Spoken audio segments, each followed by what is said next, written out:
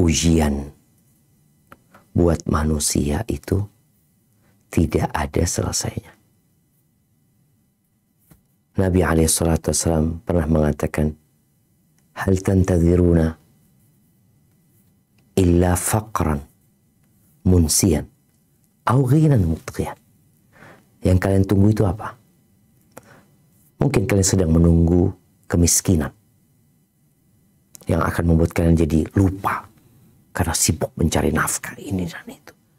Atau kekayaan yang membuat kalian melampaui batas. Kalau tadi diuji dengan kemiskinan 12 tahun ya, dengan kesulitan, akan Allah kasih kemudahan. Alhamdulillah. Kemudian sekarang dikasih ujian lagi. Ujian tadi suami selingkuh umpamanya. Kalau memang dia selingkuh, na'udzubillah min dzalik. Apa yang harus dilakukan istri?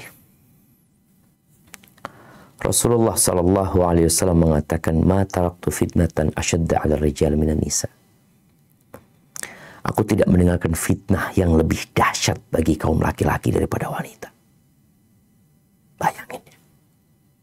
Bagaimana ketika laki-laki ini bekerja satu ruangan sama perempuan, duduk bersama perempuan, berinteraksi dengan perempuan. Ini fitnah yang terbesar buat dia. Dan itu ada di mana-mana sekarang. Perempuan itu kemana-mana mereka. Boleh jadi mereka kerja karena kebutuhan, boleh jadi mereka kerja karena kemauan. Tapi tadi disampaikan, sehingga banyak rumah tangga yang berantakan karena banyak wanita yang cari nafkah padahal itu nggak wajib buat dia, dan dia meninggalkan kewajiban untuk mendidik anak-anak atau melayani suami. Tapi apa yang harus dilakukan sekarang?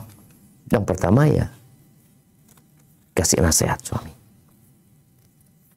untuk bertakwa kepada Allah Azza wa Jalla. Karena bicara keimanan, bukan bicara wanita itu.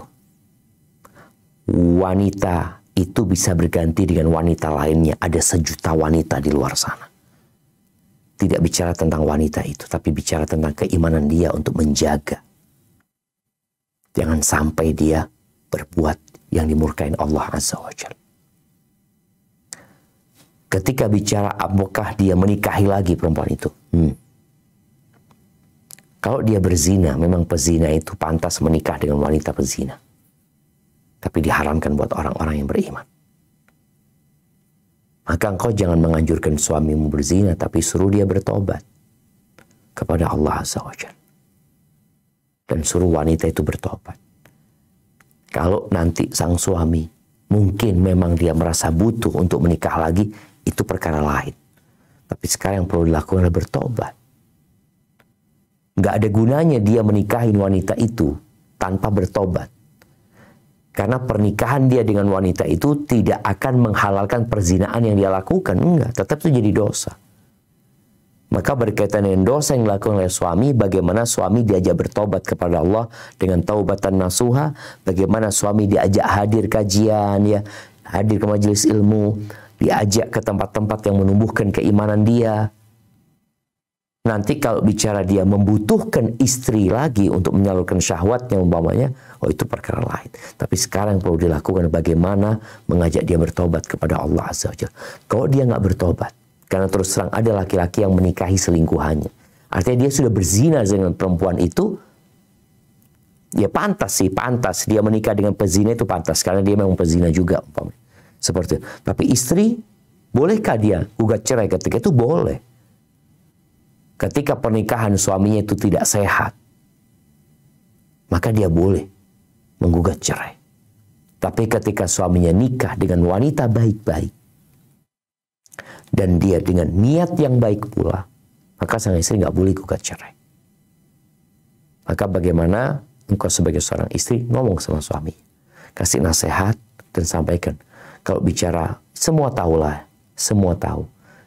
Laki-laki kalau kumpul sama laki-laki yang dibicarakan perempuan. Perempuan kalau ketemu sama perempuan, mereka tidak membicarakan laki-laki. Mereka bicara tentang skincare, mereka bicara tentang baju, tentang tas. Nah ini karena memang beda godaan. Godaannya berbeda. Maka nanti demi menjaga rumah tanggamu, jaga suamimu dari perbuatan dosa. Ketika nanti sang suami memang merasa butuh untuk menikah kembali, maka engkau beri arahan kepada dia. Carilah wanita yang soleha.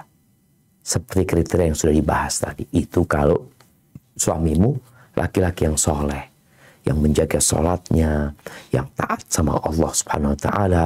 Tapi kalau dia sama sholatnya nggak peduli, sama ibadahnya juga kurang-kurang, maka berarti suamimu bukan laki-laki yang soleh.